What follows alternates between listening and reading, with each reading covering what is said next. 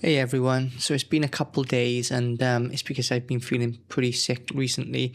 There's been a bit of a change in weather in Thailand and we're hitting sort of those coming up to the mid 30s now, and it's just, oh, it's horrible on the body, and this sort of like change in weather, you know what it's like. So I thought I wouldn't bore you with my raspy voice, even though it's not great today. Got my Boss coffee, so that should keep me going. And I just wanted to come on because when you start doing this, like daily and stuff, you start feeling bad that you don't upload. So we're gonna do something simple today. I don't have it in me to play games. I wouldn't. It would just be doing it for the sake of doing it. So there was a post on Reddit. I was killing some time as you do. I'm not interested in Reddit anymore. I find it very difficult to conversate with anyone on there, but we'll get to that into a moment. But there was a post or two on Reddit that I wanted to show you guys because it allows me to let you know me a little bit better. So here we are. So this is a brilliant question, I think, just to get to know me. So at what age did you guys start playing? And at some point, did you ever stop? So this guy started with Super Mario Brothers on the NES. So he's a bit older than I am, and he remembers it vaguely, which is honestly how I feel about a lot of that 16-bit era. I remember all of it quite vaguely. Like, I remember the Final Fantasy game where the one character would have like Wolverine claws, but I couldn't tell you who it was because I haven't played it in 30 years. And he says, in 2026, it's still my go-to hobby. Same here. It's one of the reasons why I've been so reluctant to start Banshee or start a YouTube, because I know full well when a hobby becomes work, that's exactly how you have to treat it. But I'm trying my best to still, treat it the way I treated it for the past 30 years. I don't want that to change. So here's my answer. So I started playing games around 1996, 1997. I was very late into the Super Nintendo. My dad is of the older generation, and he thought that video games were bad for, your eyes or whatever the stigma was back then. But my mum talked him into buying me a Game Boy, and when he saw that, it didn't turn me into a raging demon, he loosened up and we got a Super Nintendo, but it was at the very tail end of that cycle. But as a child, like, that wasn't a problem to me. I had the Game Boy Advance, not Game Boy Advance, the Game Boy thingy-majig, the Super Game Boy, and I would play like Pokemon Yellow or Pokemon Red. I never had Pokemon Blue. I had Pokemon Red and I had Pokemon Yellow, and I would play that for hours and hours on end, on the TV, on the big TV, 15 inches, right? So, just how far we've come. And this is just how old I am. I may not look it too much, even though the grey hairs are coming. But yeah, I'm feeling it.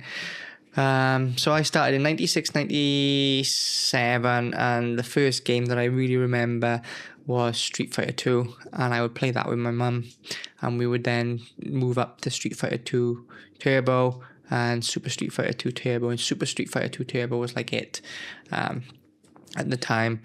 And like, one of the guys at the game store, like, he'd be like, get the American version, 60 hertz. And then that would spiral off into another thing because, my mum was Thai, my dad was English. We used to spend a lot of time in Thailand. We weren't really locked into one, NSTC, PAL. We would sort of pick and choose how and where we got what we got. And back then, I might be remembering correctly, or maybe, where we were in Wales and Cardiff and Newport at the time was a little bit behind the times, but there was no real, like, release dates at the time. It would just be like, oh, we've got this game coming in, it'll be in our next delivery, we want us to give you a call when it's in, and that was it. There was never really any, like, it's going to be out on the 31st, and that was a solid date. There was no solid dates, like, in retail back then, from what I remember. But anyway, Street Fighter 2 with my mum, and the thing I remember most about Street Fighter 2, and still to this day, is Sagat. As someone who is Thai, is half Thai, it's the only time I've ever seen a Thai person in pretty much any medium that's been taken seriously. Sagat was phenomenal in Street Fighter 2. He wasn't like an odd choice. He was literally like, as far as I'm concerned, he was basically he was like King. If you played Tekken, he was exactly the same as King. He was a heavy hitter, and he was my go-to, and he still is my go-to. And even when I play other games, because I don't know, I basically know the moves for Sagat, Tiger Fist, which is pretty much exactly the same as Hadouken, right? And I know Scorpion's Get Over Here move, and that's about it. That's, as far as fighting games go, they're the only ones that I actually know. So that's what I use. I'll use Sagat's moves whenever I'm playing anyone else, and usually it translates into some sort of move. And then I say it's probably the first and last Thai representation I ever saw in video games. And it is, I mean, you just don't see that sort of representation for us. And it matters, it really does matter. Even, sort of in that teenage era in the UK, seeing people like John Myung, I know he's not Thai, but he's Asian, absolutely killing it on bass for Dream Theater, or Matt Heafy, frontman of Trivium, or even Herman Lee of Dragon Force. Like seeing these Asian people who looked like me, who looked more like me than they looked like my friends. My friends didn't look like me, and I wasn't stupid. I wasn't an idiot. I knew. Like, I lived in Thailand 6 months of the year, and in the UK 6 months of the year. But in Thailand, I wasn't Thai, and in the UK, I wasn't English. So to see people like this, especially sort of Matt Heafy, who, Herman Lee is very much Asian, John Myung is very much Asian, but Matt Heafy, he was very much like me, and that was amazing at the time. So, I understand the whole inclusion thing, and it can be big for people, and I think that, Westerners forget that, because there's so much inclusion already. Not that I really mind. Like, I don't look at the Matrix and go, I wish Neo was Asian. Like, no one ever thinks that, really. It's not that dumb. It's not that crazy, but it's nice when the character fits. Like, Sagat fitted Street Fighter, and that was the point. He wasn't forced in, he wasn't pushed in. And the only other time really that I can count is the Monster Hunter movie, and I'm not greatly aware of the actor, but I know it's a Thai actor that acts in that, which is a massive breakout for Thailand. But as someone who isn't really a fan of Monster Hunter or of the film or of Thai cinema, I can't say more than that. It wasn't really something that ever affected me, and even if it was too late in my life to ever make a difference. And then I stopped. But I did stop. So I stopped for a while when I went traveling. So any of you who know me from D. Roberts Photo will know that around 10 years ago in 2016, I decided that I'd had enough. I'd had enough of the UK. I'd had enough of, like, everything, basically. And I sold everything. I sold absolutely everything. I owned my home, my cars, all my media collection. I quit my job after saving for like a year non-stop. Like, I worked 3 jobs for a year non-stop, saved, and then I just quit and went to Thailand. And from Thailand, I was like, I actually want to travel the world. I want to see more of the world. So I went to Japan, which is the biggest mistake of my life, because Japan is the OLED monitors of countries. Once you go to Japan, that's it. There's nowhere else you want to be. And it was always, I'll go back to Japan. And 10 years later, I still haven't gone back. Well, 9 years later, it was 2017. I still haven't gone back to Japan. But anyway, that was the section of my life where I wasn't gaming. And I remember vividly, I was in Gifu, and there was like a massive Don Quixote, and I had a horse row on the brand new Switch, and I wanted to buy a Switch. And Don Quixote asked for my address, and I gave them my Airbnb, and they wouldn't accept it. So then we went into Nagoya the next day, specifically to try and find a Switch, but nowhere in Nagoya would sell me a Switch. So I think, if I remember rightly, around that time, I bought a PS Vita again because I had one before, as it was dirt cheap, and like a bunch of random Japanese games that I didn't have a clue at the time, but it was like what's it called, God Hunter or something, God Hand, I don't know. No, God Hand's the PS2 game. God Hunter, I think it was, and some really random Japanese stuff that was like, I don't know, 200 to 500 yen, and that was like nothing, and I just bought them, never played it, I wasn't interested in it at that time. Like, I was more interested in photography, more interested in traveling, seeing the world through my eyes rather than through a virtual world. But then I went to Taiwan, and I went to Taiwan for a whole month, and there was just like, the first week was amazing, the last week was amazing because we switched up areas, but the 2 weeks in between, it was like, what do I do? What is there to do here? So I saw a DualShock 4 in silver. And usually I don't like silver. Usually I think that painted silver looks tacky, but this looked good, and it matched my. It was like a titanium champagne silver, and I matched my MacBook. So I was like, I'll just buy this DualShock 4, and I'll emulate some games. And I emulated Resident Evil 1, 2, 3.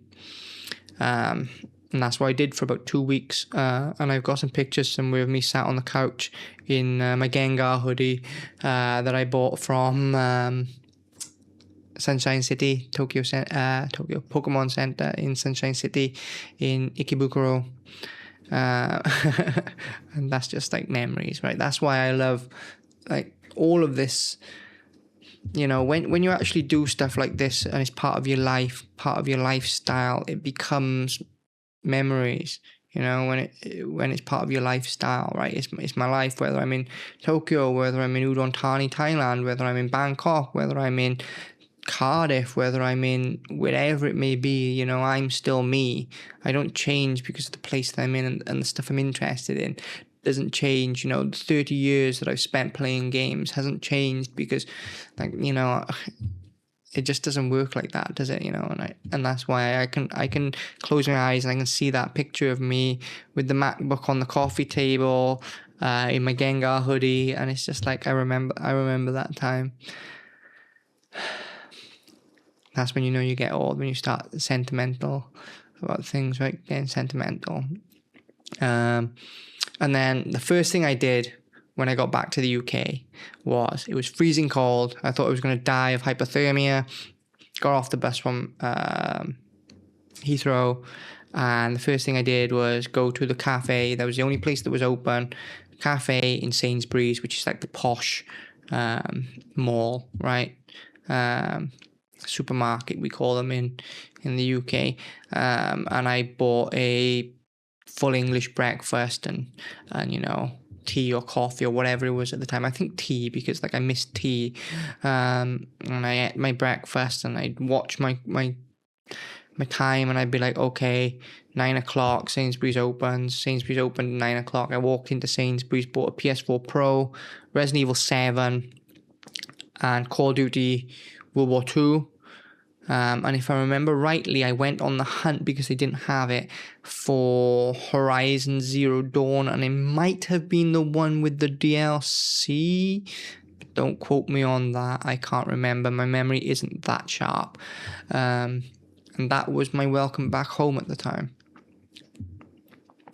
So now you know a little bit more about me. And the next one was this one. So I joined this group called Video Game Book Club because it's an idea I've got myself. I would like to make a book club of my own. So we get together like once a month and just talk through games, maybe do it on Discord, and then record it or go live and have a chat or whatever once the numbers start picking up on my channel. This is a plan that I would love to do. Basically, I did it before with Gundam, so I think I would just do it again, but with games. But anyway, I thought I would start contributing to this. I didn't contribute last month because it was like right at the tail end of the month, and the game was Symphony of the Night, and I didn't want to play Symphony of the Night in like a week. So I stayed away from last month, but this month they're looking for a new game to play. And the rules are, has to have a story and end credits, has to be a different genre from last month, so not a Metroidvania. Make sure it's available on at least 2 sources, so people have options to play it. Okay, and I put, how about DMC Devil May Cry?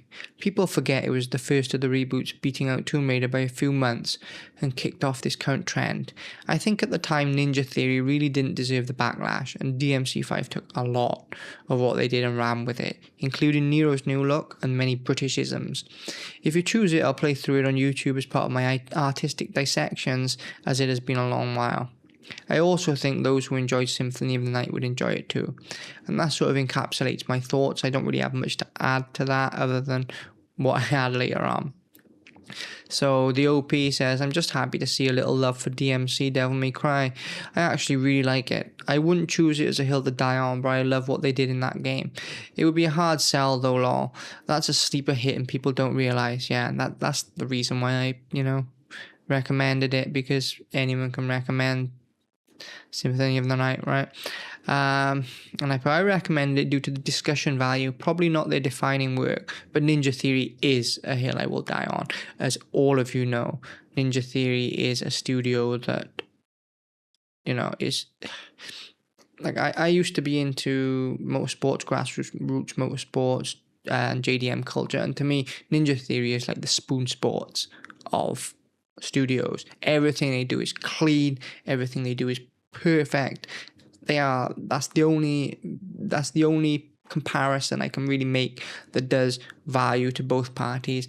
Ninja Theory is the Spoon Sports of video games. They're not massive, they're not Nismo, they're not, Ferrari Racing Team, Red Bull, whatever, but they are perfect in what they do.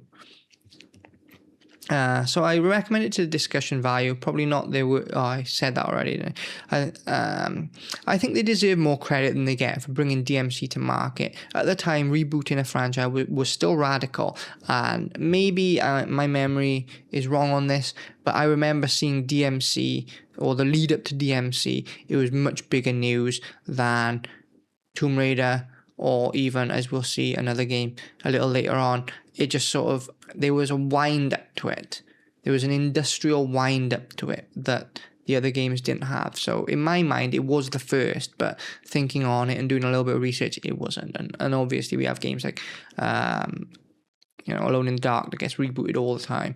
But in general, I think DMC was the face of that new push, especially considering that Capcom took that and ran with it. And not only is it radical, but they rebooted one that wasn't even their own franchise. They didn't reboot Heavenly Sword. They didn't reboot... Well, they couldn't, but they didn't reboot Enslaved. They couldn't because it would have been just a follow-up, right? Those were not far enough in time away for them to reboot. But, they took Capcom's proprietary IP, one that was massive, well-known, and they rebooted that. You gotta have some stones for that.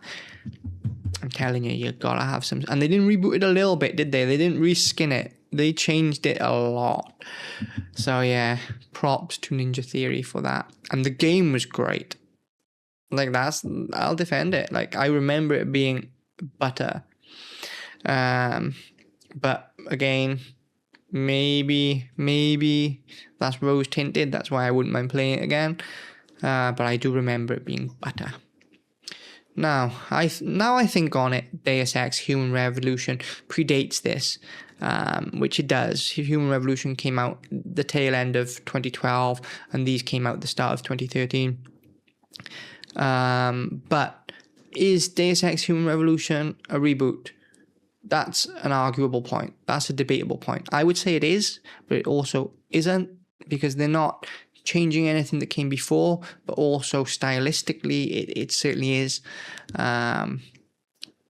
Is it a modernization? I would say, you could say, if you're being semantic, Human Revolution was a modernization of the franchise. It wasn't a complete departure. It wasn't a complete rework. But it's still part of that sort of vanguard, right? You've got Deus Ex, Devil May Cry, and Tomb Raider all within sort of 6 months of each other, And I put it all within the same fiscal year because all before April, right? They all came out in the same year, April to April. We've got a guy who said, I would much rather play the original Devil May Cry so I can experience the classic again to the series. I actually played Ninja Theories on release because I fucking love Enslaved before it. I agree with you that it's an underrated game, but it also doesn't lend itself much to video game history with it being one and done take. Props to you suggesting a game that not many of us would have thought of, and that's where, I didn't really argue with him on this, but I don't believe that. I think it's massively important to video game history. Absolutely massively.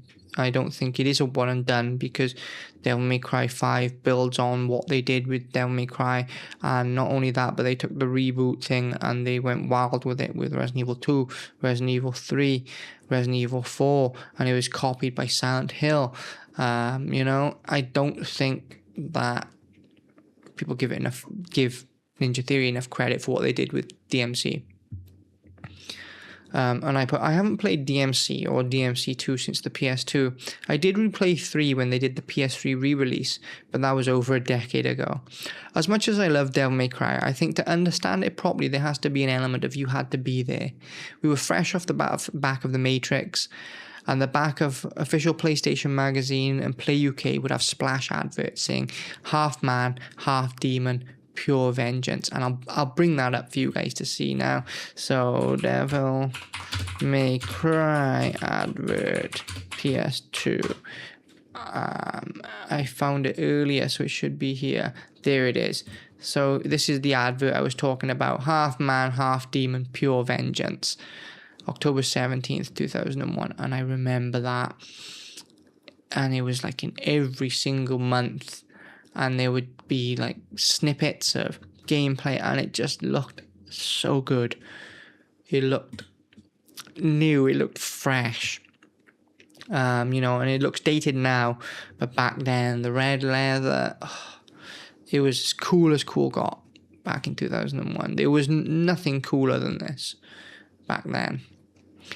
And as I was saying, where was I?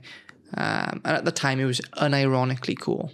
Now it's kind of ironically cool. Back then, it was literally cool. I would love to see a person's fresh take on DMC in 2026. But that is unlikely, as like yourself, someone has either played the reboot, Devil May Cry 5, or watched the terrible Netflix anime, or perhaps the good one. And who remembers the good one? Like there's like 30 of us, I think. But there was a very good, very, very touching, emotional Devil May Cry anime. I don't know if it was straight to DVD at the time, but I had it on Blu-ray. I also saw your other comment in here. I remember the whole lead up to Resident Evil 4 was being covered heavily at the time by places like Edge, and then I put a little aside. That mag was double the price of the others and more targeted at actual devs, not kids with pocket change, so I didn't buy it often. And this is where I will go down memory lane. So one of my friends in school, Thomas, if you're watching this, you're probably not. Hello. That bastard, he beat me at everything. He was faster than me by a little bit. He was better than me at football by a little bit. So we were like frenemies. Anyway, his aunt and uncle, because he lived out of town, he would often finish school and go to stay with his aunt and uncle until about 6 p.m. and then his mum and dad would pick him up after school. Or sometimes he would go to his aunt and uncle's place of work, which was a newsagent's. So we would just hang out and read these magazines. But like I said, they would be sealed back then because they'd have the demo discs. So we would, buy the ones we could afford. Some weeks we might be reading Edge. Other weeks we might be reading OPM. Other weeks it might be Play. Play was the least favored one. That was like the bottom of the barrel. That was like the bottom of the barrel. Edge was the top of the barrel, and OPM was like the one we could afford. So that was really cool to us back then, like all the writers and stuff in there. And there was other ones, but my mind really blanks on them. And if you have a look at PlayStation YouTube, the guys on there, they come from the magazine. And and Digital Foundry, the fella from Digital Foundry, you know, he was in these magazines.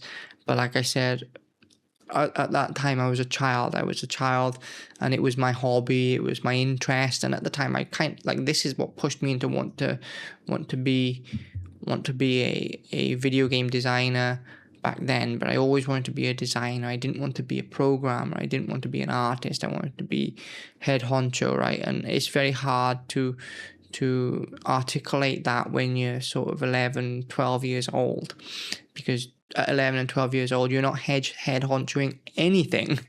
But that's what I wanted, and you know, I would idolize free radical design, idolize what Ninja Theory was doing, even though that was a little bit later. And the British scene was huge, it was massive. It felt like England and the UK was the epicenter of video games at the time. You know, Core, Crystal Dynamics, Rockstar, endless. And like the guy with Fable, what's the fella's name? Peter Molyneux. He was larger than life back then. You know, it was a different time, and I think this is why I just don't get on with Reddit or social media, because like it's just a different world, and like I still live in that world. I still live in that early 2000s world, and I think that's what makes me special, and I think that's what will make my game special, and I think that's what makes this journey special, because I'm not pandering to YouTube's algorithm.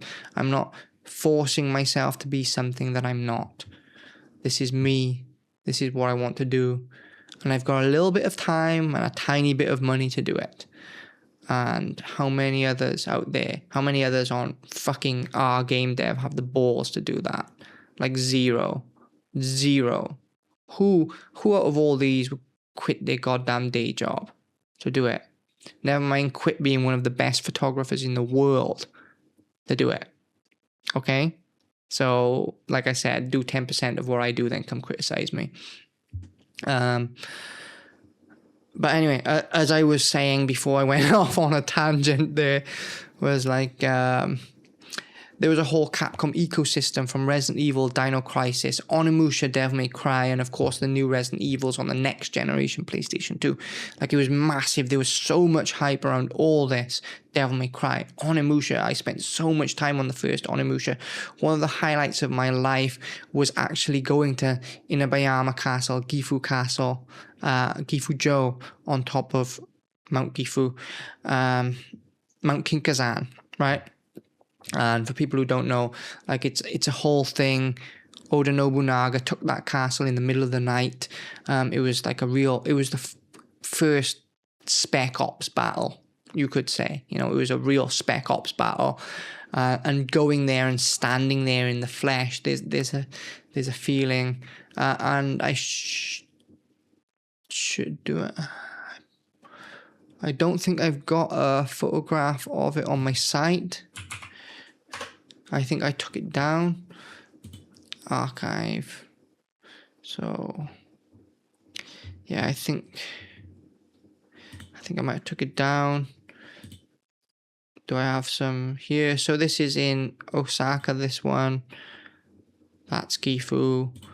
This is Koh Samui Thailand. So no, I don't have one. I don't have a photograph of it up on my site to show you guys. But you know, this is what I do for a living. This is my job, in case anyone's interested. All of that last year, I was basically working for magazines, testing lenses. So these are all my bylines. I've got tons of them, tons of bylines, tons of collabs. You know, I'm not a nobody. These are the people who I've worked with. You know, they followed me over to my own site after I left my magazines. But I'm under a non-compete this year, so I can't really do anything like this until the year's end. So what am I going to do? Wallow in misery and do nothing? Nah, let's make a video game, or at least do R&D and make this site, make this YouTube, and see how far we can get. See if, you know, in 12 months, see if I've got far enough that I can push forward, that is worth pushing forward. That's the journey of this channel. So anyway, as I said, being able to stand in that very place and have it, so familiar and the same. Like I would, be going to Tokyo, and even though it wasn't one for one, like it was deja vu. It's like, I'm sure I've been here in Yakuza, and it was just an amazing deja vu. Even in Gifu, even in the back roads of Gifu, I would be like, this is just Final Fantasy VII slums. And I'm not saying the Gifu is a slum. I'm just saying, that corrugated iron, all of the sort of like the teal blue and the massive kanji on the doors. And, it would be surrounded by sort of like overgrown fields because it was in rural Japan. It was a scene out of a video game. And it was just something that blew my mind. And it still does to think about it. What I'll have to do is I'll have to get those. I got my hard drive in the dry box there, so I'll have to break my hard drive out. I've got other hard drives here too, so one is none, two is one, right? But I'll probably break up the big hard drive and see if I can find a few of those pictures, and we'll go through them and talk about how much that sort of impacted me, because it did impact me. And Japan is still, to me, the goal. That is where I want to be. But you can't just rock up to Japan, and even if I did the achievable thing, even if I said, oh, well, I'm going to spend the next year learning Japanese and I'm going to get certified and I'm going to go teach ESL or whatever, like, where will I have time to live my life? Where will I have money to invest into making this game? Like, it just doesn't make sense to do that, and to do it the way it does make sense requires a lot of zeros, a lot of zeros. I think it's $200,000 now you need to even think about applying for a business visa. So there you have it, So anyway, keep going. It was a surprise at the time how far into GameCube they leaned, considering what the original PlayStation did for that ecosystem. Which is true. I did not expect at that time to be seeing Resident Evil all over GameCube. I was expecting Resident Evil 1, Resident Evil 2, Resident Evil 3, they were like the face of PlayStation. And then Resident Evil 4 was GameCube only. Code Veronica was like Dreamcast, GameCube. It was a very weird time. But as I said, that time sort of was taken up by Onimusha and Devil May Cry for me. So they sort of replaced Resident Evil in that moment. And obviously we had the massive and huge Silent Hill 2, which really did make use of that vacuum, right? And then Twin Snakes came as a big surprise, as did Crystal Chronicles. Yeah, both of those were huge surprises to come out on GameCube. And as I said, either way, it's nice to talk about. Archive.org has a lot of old magazine issues, if that's something that interests you, which reminded myself. And this is where I want to sort of continue with this. We've got Edge and issue 46, June 1997, which has Metal Gear right on the cover, because I think that people misremember Metal Gear 1. And from what I remember, maybe I'm misremembering, but from what I remember, other than it being a critic's darling, it took a long time. It took like 3 years to really enter the zeitgeist. It wasn't explosive. It didn't explode out. And then I've got issue 80 for us to have a quick look through, which is the first of the new millennium, January 2000. And then Edge presents retro gaming, playing and collecting. But look at the year, 2002. That's 24 years old. It would be considered vintage in next year if it was a car. So let's see how retro or the depiction of retro has changed in this past 2 and a bit decades. And then they've also got research on Biohazard 1 and 2. And for anyone who don't know, Internet Archive is like an open, it's a library, it's a digital library, it's meant to be preservation. As far as I'm aware, it's fully legal. This isn't stolen content. This is them preserving it for exactly what we are doing, which is research or, context. And let's have a little look. So we're back in 97, June 97. Little David was probably playing Final Fantasy VII and being blown away by that at the time. It wasn't until, like I said, a good few years later that even Metal Gear sort of went into my periphery, and I think that was, look, Colony Wars. That was massive back then. Colony Wars. Okay. So you can just tell, and if you see my branding, if you see my sort of design ethos, it follows this fully. Like, I'm a child of this era, and I remember it. I think that of a lot of us, my memory is not twisted by current expectations. So what are we looking at here? So let's have a look at the people. Is it can I full screen this? I don't know. Okay.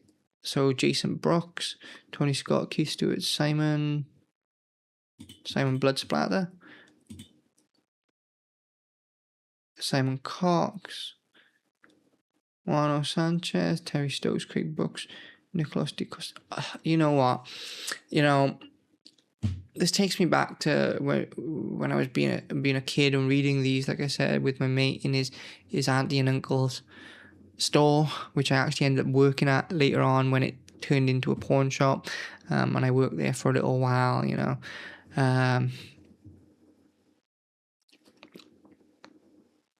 like, this was a dream to me as a child, and I've done it. Like, I've got my own bylines in magazines, massive magazines in the photography world, and my own articles as well. Like, I haven't been given a brief. Like, they're my own articles. They're my own. I pursued the collaborations. I everything from A to Z. I did.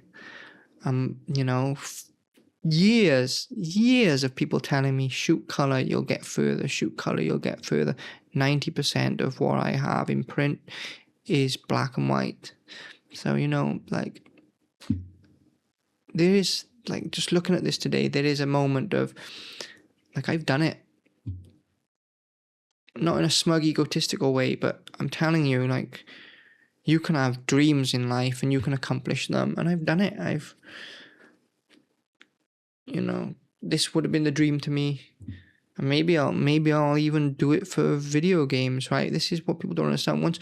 Once one domino falls, it's every other just follows. Like, it would be so easy for me to write a few reviews and then hit up, I don't even know who the places are now, and say, this is me, this is my work that I've done for Fuji Love magazine, Fuji X Passion magazine, etc., etc.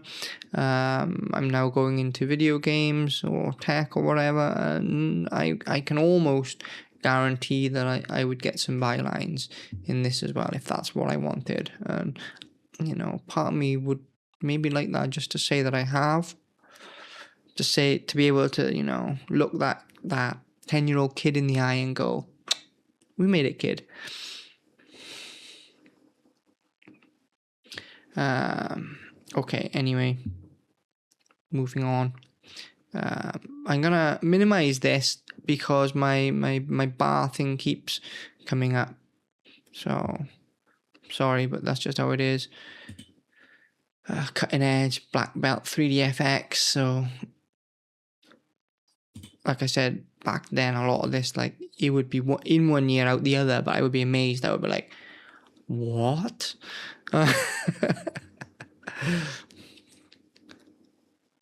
PC giants reveal plans to storm arcade market. And this is where, when people talk about AI and AI-esque, they pull from this, right? This is why they sound like they sound, because they pull from 30 years of editorial copy, and editorial copy sounds like this. Intel Microsoft reveals details of a venture which could create a major coin-op force.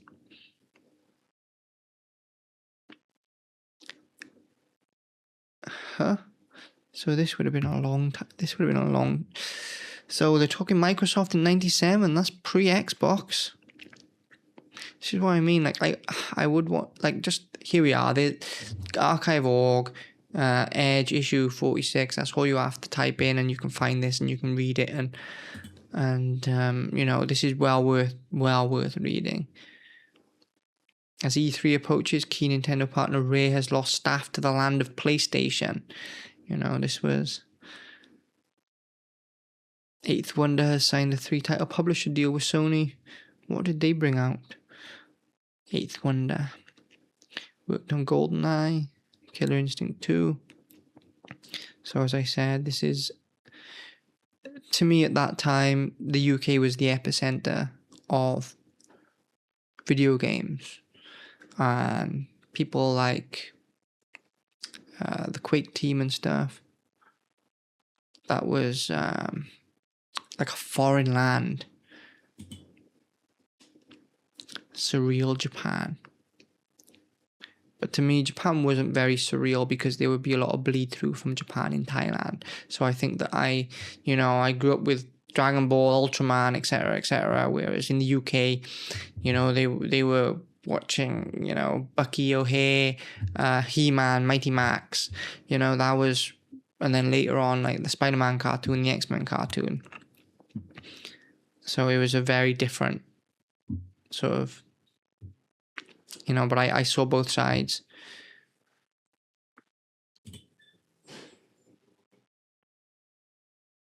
Modem confirmed for 64DD. Like, this is like pre-internet. What have we got here? I can't see that. Bizarre pre-rendered sex games. Welcome to Steam. Welcome to Steam. That's 90% of what's on there, right? And look at that. The G-Shot.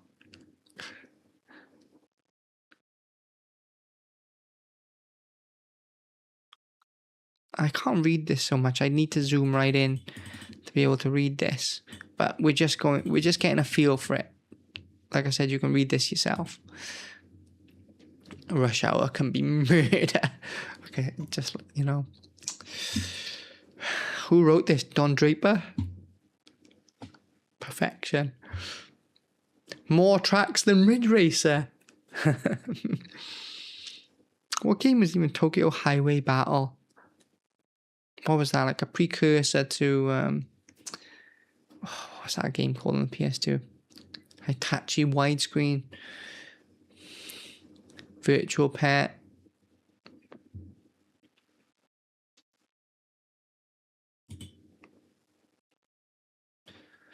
An audience with Delphine. Look at that. Aren't they just cool dudes, right? So let's keep going.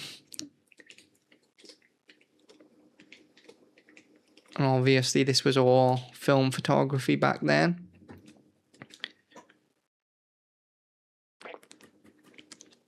Oh, I'm going to read this. Not on camera, but I am going to read this. I don't know if this is gonna even be seen right now. My views are in like single digits, but if you're one of these guys, hit me up. Let's do a podcast. Let's talk, because you were my idols back then. Like, I'm not being sarcastic. I know we look back at it and it looks corny as hell, but like, to me, this was like cooler than the coolest thing on TV, because no one knew. I think that's why, because no one knew. Go ahead, rub it in. Wave race. Pre-screen alphas. Quake 2, as I was saying. I'm terrible with names. What is it? John Carmack, is it? Or am I thinking of... Am I getting it mixed up? Like I said, back then, like, the American scene was like a totally different world.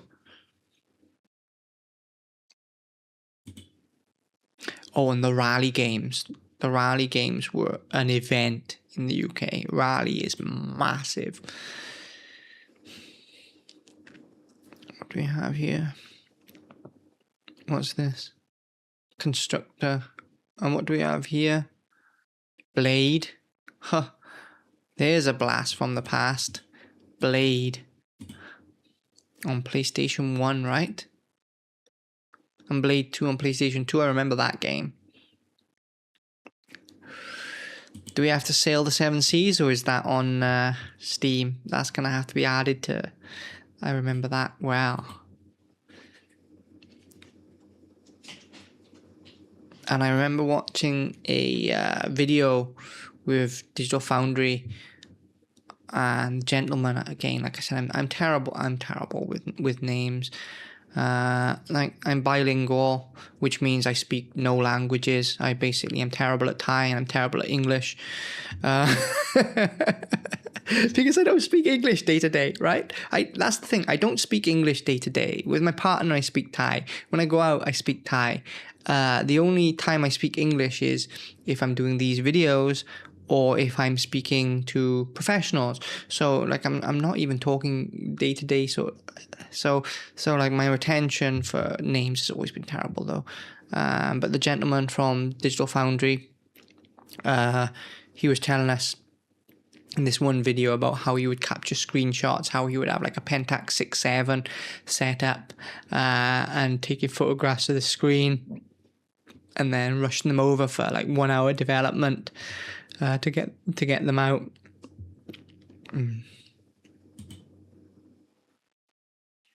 Cyanosis. People forget cyanosis.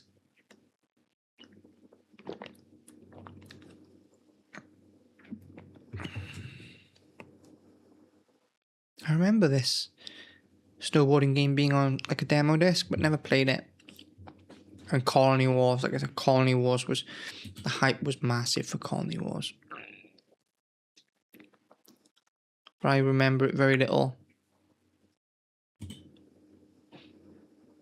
So they have like a deep dive into the whole studio. Likely because they had a tour or something, but again, you can go and read this. Gex. So again, this is Core, is it? No, Crystal Dynamics, sorry. And Core would have been later on with other things, right? And then you got Origin US.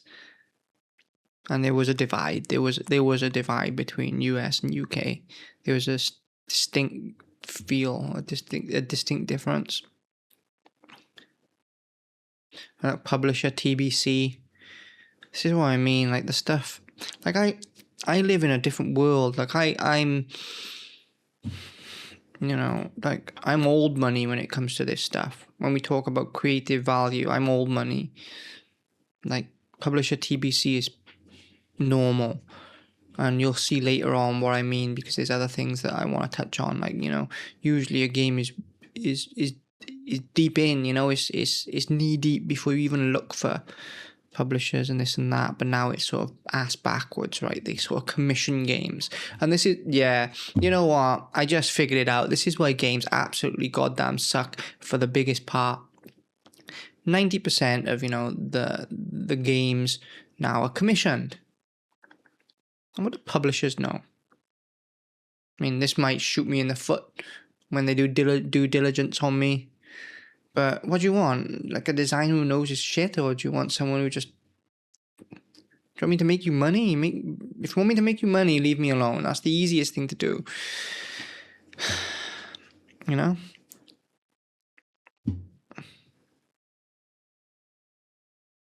Let's carry on. And sometimes, you know, literally photographs were the manga.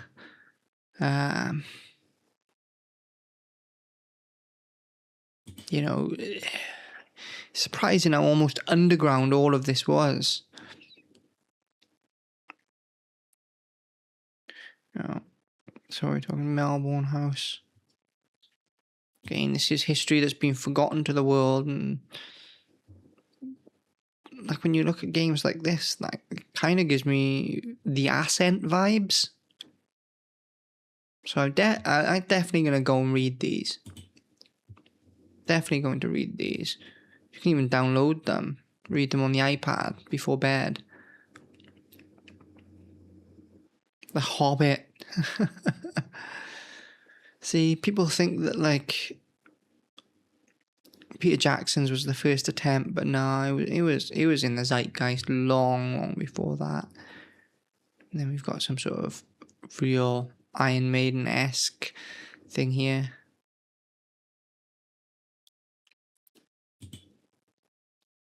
And then this is what we came for, right? Metal Gear Solid. An update of the renowned MSX. Like I said, it was a massive critical darling.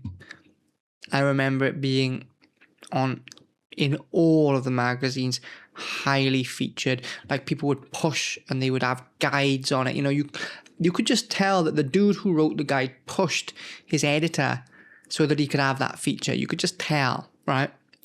And it wasn't just one, it was like industry wide. It was like this critical darling. And eventually it broke through. But I'll read this again. Because it would be nice to know the attention to detail is impressive. So that's their pull quote there. And then publisher, Konami, developer in-house. Release TBD, origin Japan.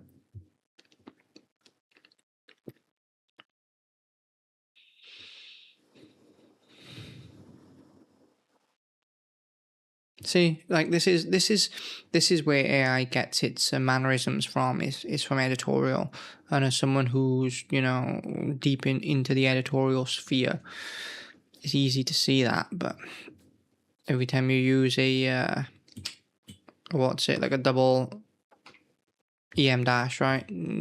Suddenly it's AI. You break things down into digestible chunks, and suddenly it's AI. But as you can see, this is just the vernacular of editorial. And back issues sometimes would be so cheap. So it says back issues cost £5 each or £4 each for 2 or more. But every now and again they would just do like 6 random ones, and sometimes they wouldn't be in order. Sometimes it would just like be whatever was left on the shelf, and they would just bundle them up, and sometimes you'd even see them on the shelf. And it'd just be like the price of one magazine, you get like 6, and I would love those days because like I would just fawn over the images. Like there was none of this like it's not new, or like like the algorithm push that social media has. It was none of that. Just respected the information that you could even find it. I love Resurrection. The forgotten history of video. Like, you're talking 97. So back then they were thinking that, damn, we're like 15 years in, boys.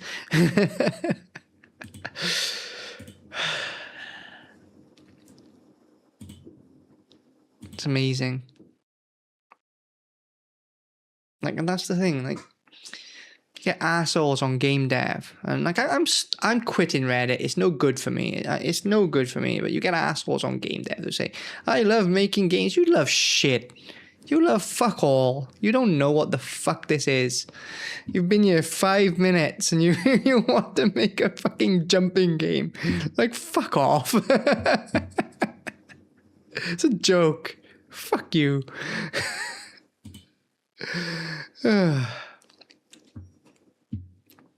Mr. Lieberman. Like, I'm not saying I'm a goddamn expert. I'm not saying I am. And I'm not saying that not ignorance, I'm just saying that they're so happy on their plateau. It's a joke.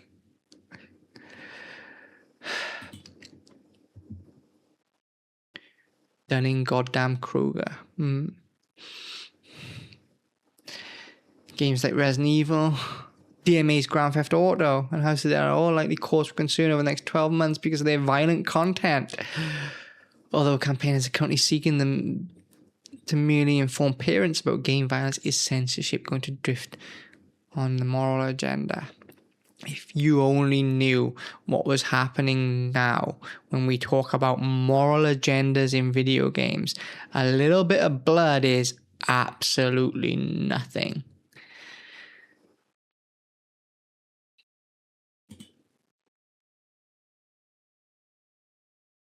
Fist fights are hardly a new development. We know of kids in the 19th century throwing bricks at each other. What the hell? Oh, it was a different world. And I'm not sure it was worse. Common sense, right? It was fucking common sense.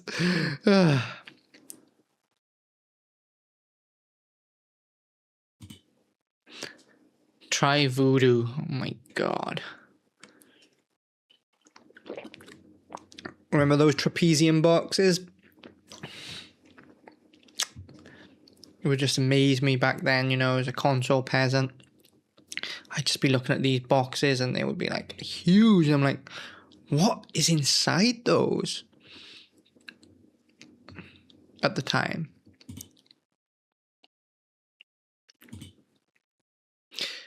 Computer artists, image manipulation, 3D. This is where you got your information from back then. There was no video game courses. There was no YouTube tutorials. This was pretty much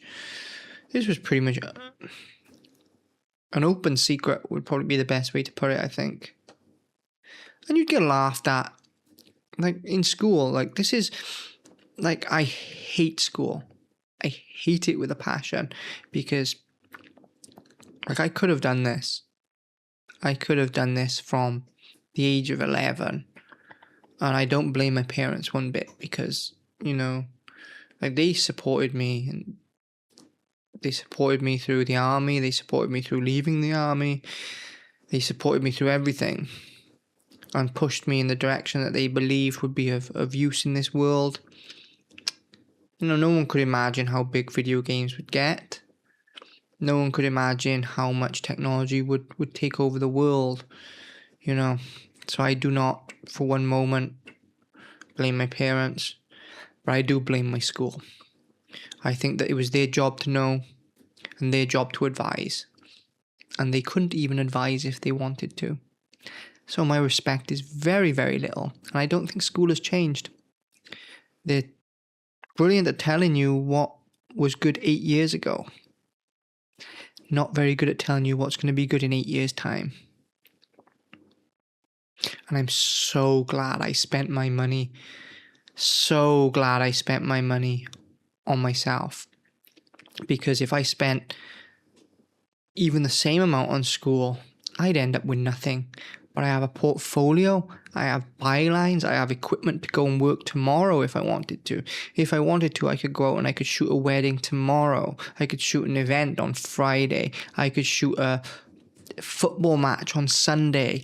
Whatever it is, I'm equipped to do that. I have the portfolio to back it up. I have the resume to back it up. And I have the equipment to go out and do it. What do you get when you leave school? Absolutely nothing. Nothing.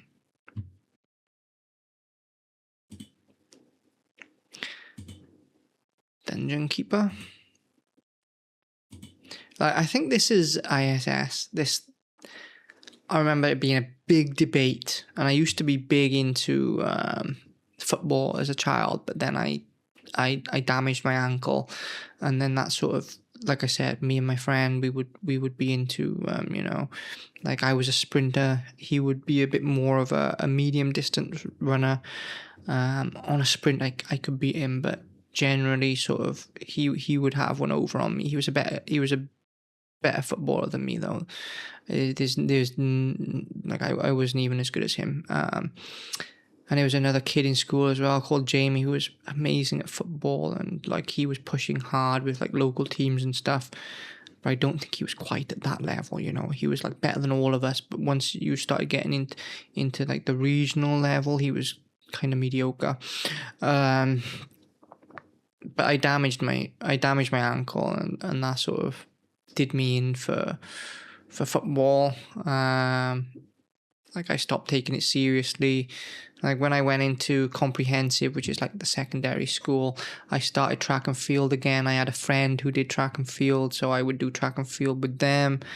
You know, and but I never took it seriously because even at that age, I knew what I was going to do. I knew I was going into the army, you know, and like I passed army selection at 15.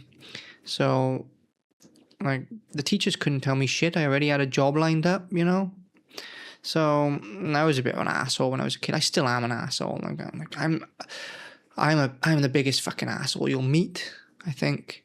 But at the same time, I'm probably the nicest guy you'll meet. Because I just don't bullshit. Like, what's in it for me? What's in it for me to lie? What's in it for me to fucking pump myself up? Like, you know, like, you know, how can I put it? If I say this mouse is 4 inches, right? Mouse.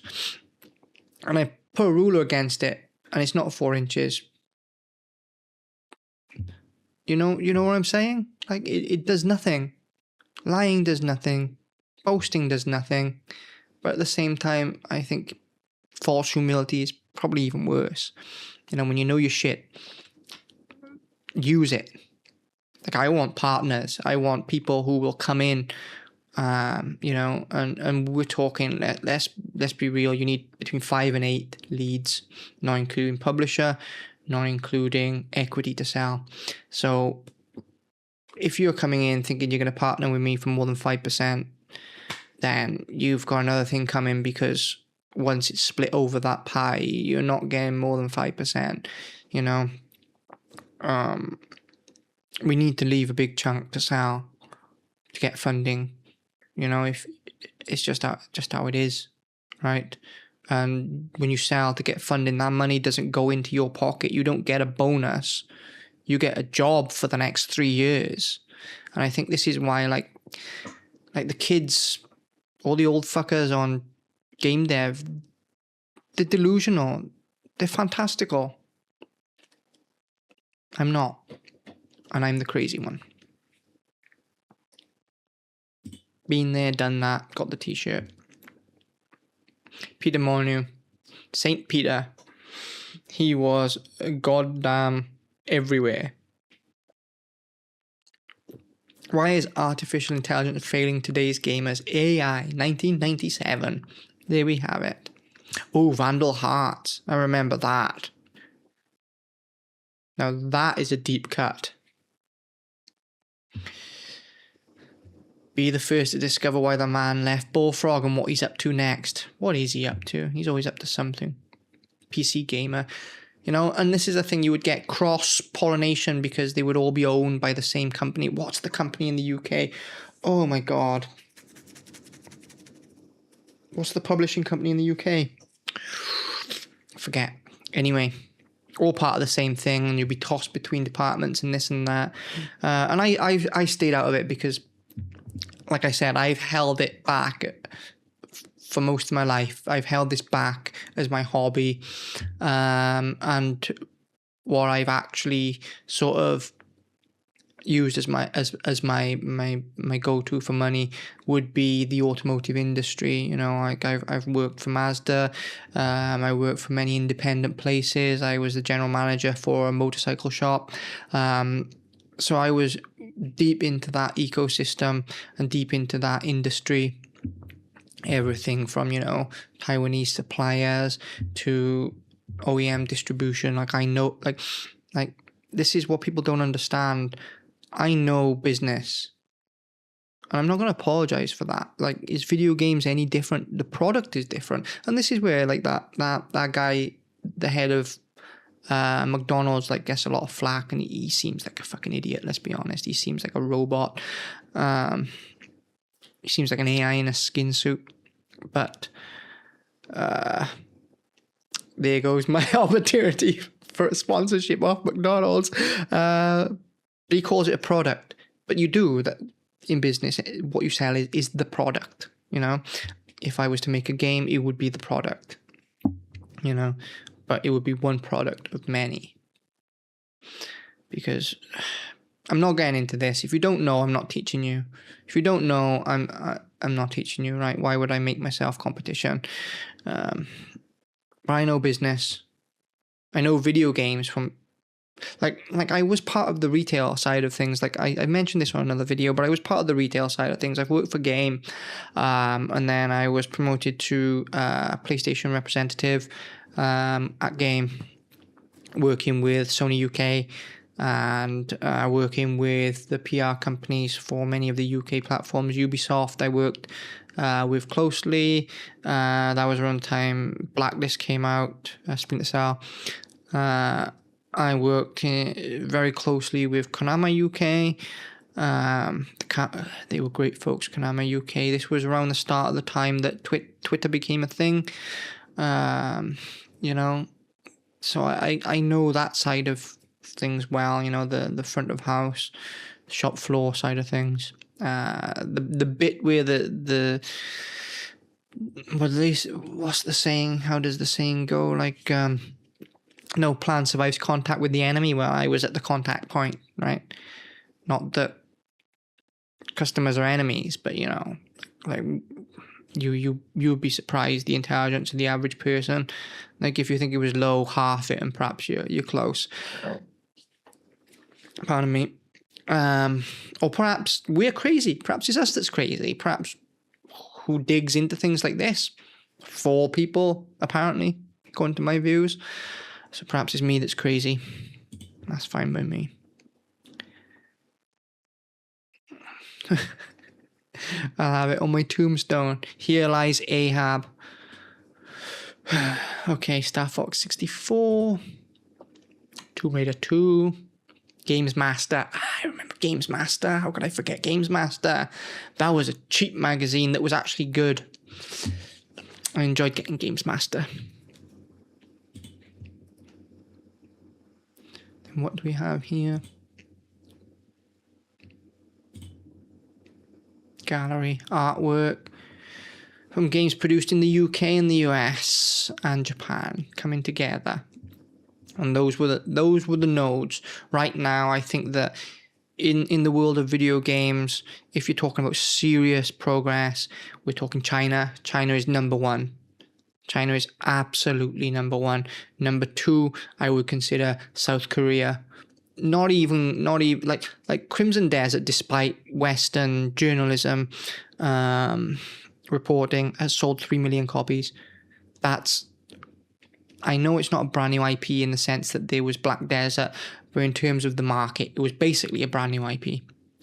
Basically a totally fresh IP from a studio that no one knew, and it sold 3 million copies. And like you could argue, oh, there was Black Desert, and you know they're known for Black Desert, but that was their break. Like Crimson Desert broke out massively, 3 million copies. When you think Resident Evil 9, which is, you know, the pinnacle of how many years? 30. I think this year is their anniversary. Right? 30 years of Resident Evil, and they sold 5 million copies, and Crimson Desert did 3 million in the same time and space. You're delusional if you think the Western market is the video game market anymore. I live in Thailand. I've spent enough time in Asia to know that like it's a different world. You know, people here are not worrying about, like, the people who buy gaming PCs in Thailand, just Thailand, and I know all of you have your biases and thoughts on what Thailand is. They don't care about the price. They don't even look at the price. If it's there, they'll buy it. End of story. They're not on Reddit whinging about this or that. Maybe some of them, but you know, like in general, the people who are buying this, they just buy it. Like the term whale exists for a reason. I just think that like more and more, like there's Western whales and there's weebs and this and that, and you know, subculture niches and nonsense like that.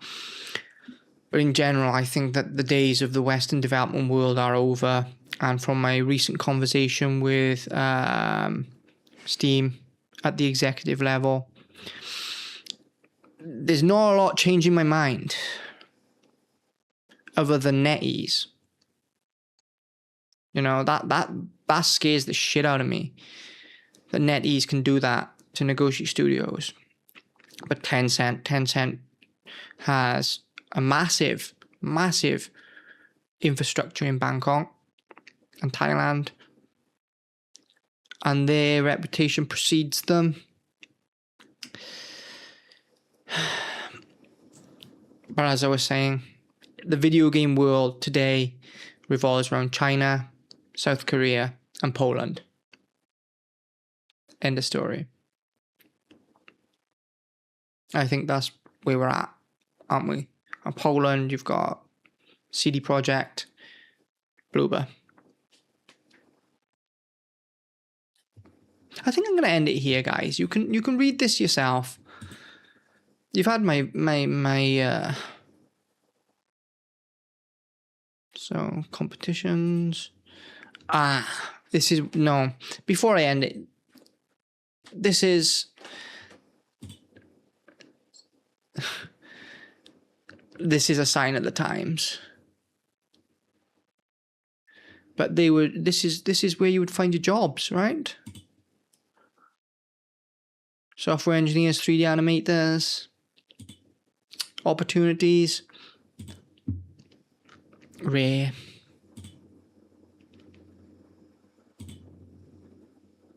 You know, it was a different world, but even though it was smaller, it felt more open. Video game creation under the microscope, well worth a read. All of this, well worth a read. But I'm going to leave it there. We'll look at the new millennium one another day. You've got my thoughts on the industry now. I've probably burnt as many bridges as I've opened doors with this video. But what am I going to do? What am I going to say? Like, this is how I feel. You know, take it or leave it. As we always say on this channel, this is Banshee Interactive. I'm David Roberts. And remember, this is not a simulation.